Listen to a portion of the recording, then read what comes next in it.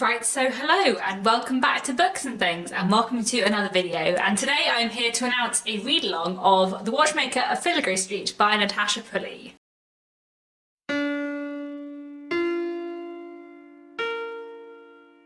So this read-along is going to be going on from the 14th of February to the 28th of February. We're going to be reading 2 chapters a day, every day except for the last day when we're going to be reading 3 chapters. I'll put a full read-along schedule down in the description, and I'll also link to the Goodreads group where we're going to be having discussions about The Watchmaker of Filigree Street. But in today's video, I really wanted to just tell you that this read-along is going to be going ahead and also tell you a little bit about this book. So this book is probably my favourite 21st century novel after The 13th Tale by Diane Setfield, and it is probably my favourite work of historical fiction ever. I love this book so much. I think it is fantastic. I read it 4 years ago in one day, in more or less one sitting, and I just adored it, and I haven't read it since, and I'm so excited to reread this because I love it, and I loved it so much at the time when I read it, but also I've read Natasha Pulley's other 3 books since and absolutely loved all of them as well. So I know that she is one of those authors that is a forever favourite for me, who I'm always going to love, and I'm just so excited to reread this, and I'm so excited to share it with a lot of you. I know quite a few of you have read it already, so some of you may want to join in on a reread perhaps, or some of you may just want to read this book for the first time. So let me tell you a little bit about what The Watchmaker of Filigree Street is about. This is a novel that is set in Victorian London, and we're following a young man called Thaniel, who is a clerk in the civil service. And one day he gets home and finds a pocket watch on his bed. He doesn't know who's put it there, he doesn't know how it's got there, but a few weeks later this pocket watch somehow saves his life. I won't tell you how. And so Thaniel decides to try and work out where this has come from, and he tracks down the maker of this pocket watch, who is a Japanese man living in London called Keita Mori. And once Thaniel meets Keita Mori, his life changes forever. There's also another plot line going on with a young woman called Grace, who is studying at university, and her kind of storyline intersects with Thaniel's, and everything kind of goes on from there. This book is wonderful in so many ways. I'm going to tell you 10 of the reasons why I love this book, if that's useful for you to know, because hopefully that will encourage some of you to read it too. So, one reason why I love The Watchmaker of Filigree Street is it's very Victorian. This book is set in the 1880s and it looks at Victorian society in a wonderful way. Obviously, if you have seen any of my videos before, you'll know that I'm very into Victorian history and Victorian literature. I really enjoy how this book looks at and engages with Victorian history in a really fascinating way, and also how it uses, like, I don't know, plays with your expectations of what you think this book is going to be because it's set in the Victorian period, I suppose. I really, really love that about it. A second thing that I love about The Watchmaker of Filigree Street is that it also looks really interestingly at Japanese history and what it means to be a Japanese person living in Victorian London at this point in time, like Keita Mori is, and another character in the book, a friend of Grace's as well. I am really interested in Japanese literature, Japanese culture, Japanese history, and I really enjoy how these things are looked at in The Watchmaker of Filigree Street. It's just one of those things that I find personally really interesting, and which just makes this book even more incredible for me. And the third thing that I love in this book is kind of a little bit about the previous 2 things, but it is that this book has a lot of fun with history in a way that I really, really enjoy. One of the things I really love about this book is that it kind of both explores the kind of problematic and darker elements of Victorian society, but it also looks at like the quirky weirdness of Victorian society in a really fantastic way.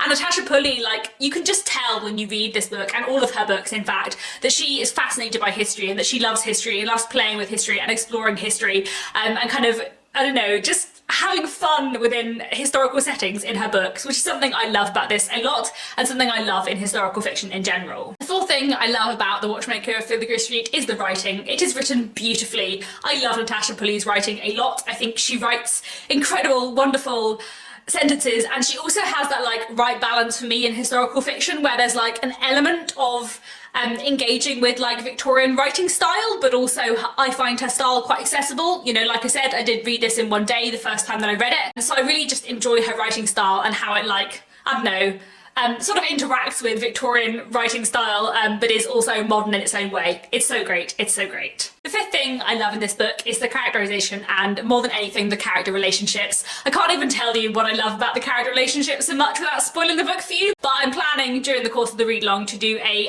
spoilery video reading vlog thing where I will talk about what I love about the character relationships, but I think the characterization and the character growth and development in this book is absolutely fantastic, and just, yeah, truly, truly wonderful. I'm so fond of the characters in this book.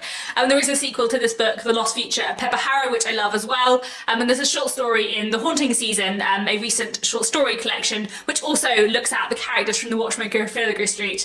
And reading that story recently, I just realised like how much I love these characters, like how emotionally invested I am in the characters from this book, and how much they've like stayed with me over a really long period of time, and just, yeah, I love them all very, very much, and it's so good. I can't wait for you guys to meet them who haven't read this book yet, because it is so amazing. The sixth thing I really love about this book is that it looks at memory in a really interesting way. Memory is one of my favourite themes in literature. I just really enjoy when it is explored, and I feel like Natasha Pulley is wonderful at exploring it in an interesting way. And The Watchmaker of Filigree Street looks at memory in this fascinating, complicated, wonderful way that I can't really explain, but it's so good and it's so interesting. And it looks really interestingly at how like memories make you into the person that you are, and it's just so good. It's so good. I'm so excited to read this again. I'm just feeling very, very excited as I make this video. The seventh thing I really love about this book is that it has a touch of magic to it. There is a little bit of something supernatural going on in The Watchmaker of Filigree Street. And what I really like about it is that it's just a bit of magic, and it's just enough magic to like make certain things more poignant and more powerful,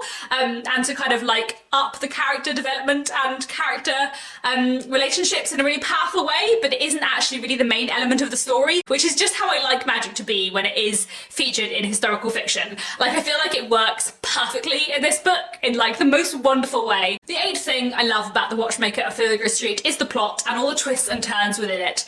There are some twists and turns within this, and one moment especially, which I think are like so fantastic and so like well done and led up to.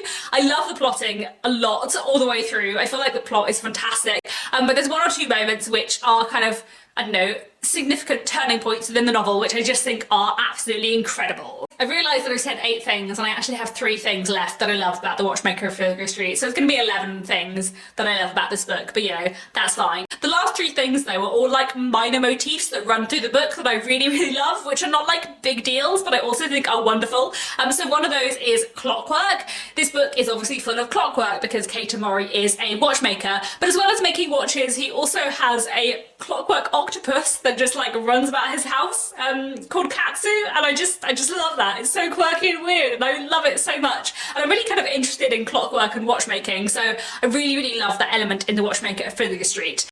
Another motif that runs throughout it is music. Thaniel kind of wanted to be a musician, but has ended up not being able to pursue that profession, and he loves music, and he also sees music in different colours. He has synesthesia, and I feel like the way that is looked at in this book, it's not like a major thing in the book, but it's a motif that runs throughout, and I absolutely love that.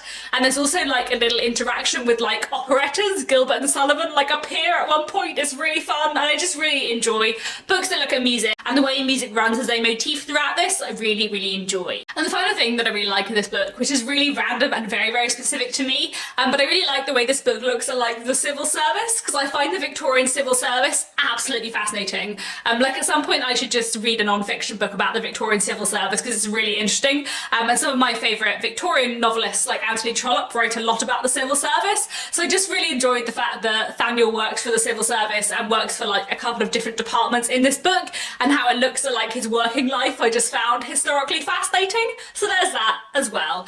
In general, I just love everything about The Watchmaker of Filigree Street. It is 100% my kind of book, and it is such a wonderful read, and I love this hugely, and I cannot wait to reread it. As I have already made clear, I'm very excited to reread this one. I think it's going to be a real joy to read it again. I've got the audiobook, which I'm really, really looking forward to listening to. I always really like rereading things on audiobook because I feel like it gives me a different experience of the book, and I'm also just really looking forward to encountering these characters again. And I'm also really looking forward to like reading the novel, knowing what happens later, because I feel like there are such wonderful twists and turns, and I'm looking forward to like seeing how they're seeded earlier in the book. I'm also really looking forward to kind of getting to know the bits of the book that I remember less. Like, I went and watched my individual book review from when I first read this 4 years ago, and there were things that I was talking about then that I remember incredibly well, and there were other things I was talking about that I don't really remember, like how the theme of loneliness is explored in this book, and also the more secondary character of Grace. I feel like I remember her plotline and her characterization